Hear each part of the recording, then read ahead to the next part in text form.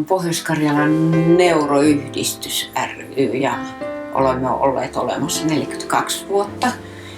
Ja jäseniä meillä on noin 250. Se vaihtelee vähän puolin ja toisin. Yhdistyksemme tarkoituksena on koota yhteen MS-tautia ja harvinaisia neurologisia sairauksia sairastavia henkilöitä, heidän omaisiaan, ystäviään ja muita asiasta kiinnostuneita.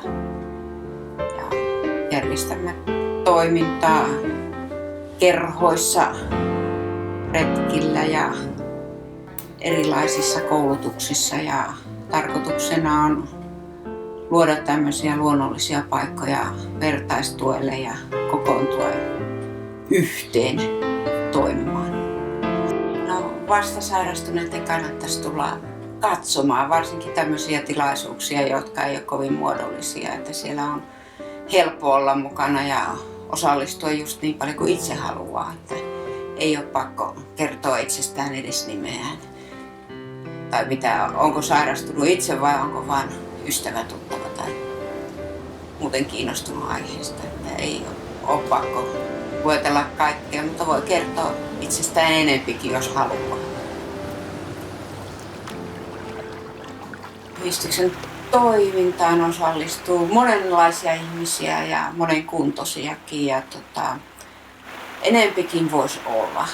Että se on tietysti, että ne ihmiset, jotka osallistuu, niin ne monesti tuppaa olemaan monessa mukana. Ja voisi olla mukana jäseniä, jotka ei nyt niin tarvitse kauheasti ensitöikseen tehdäkään mitään, kunhan vaan on mukana. Siellä varmaan tutustuu toisiin ihmisiin, jotka on samassa elämäntilanteessa. Sen mukaan sitä on mukavampi.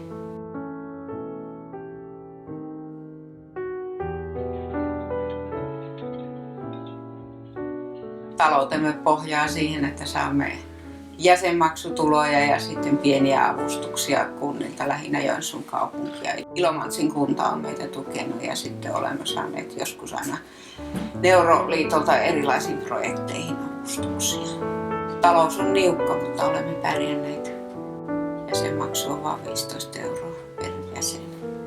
Et se on kaikille sama, että niin omaisille kuin kannattajajäsenillekin. Emme ole lajiteltu näitä jäseniä, lajeja.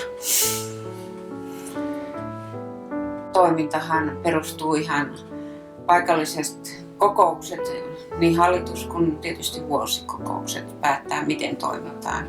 Vuosikokoukset suuret linjat ja hallitus sitten toimii työrukkasena ja laskee rahat ja tilat ja toimintaa ja muuta. Ja toivoo sitten niitä jäseniä mukaan toimimaan. Ja monestihan meillä on silloin, kun meillä on koulutuksia ollut myös ei-jäseniä, koska kaikkihan ne joutaa yhtä aikaa kuulemaan, että sillä ei ole merkitystä, että onko sillä 2 tai 20 tai 50. Että tila ratkaisee tietysti jonkun verran. Että muuten tämmöisiin tilaisuuksiin on kaikki tervetulleita.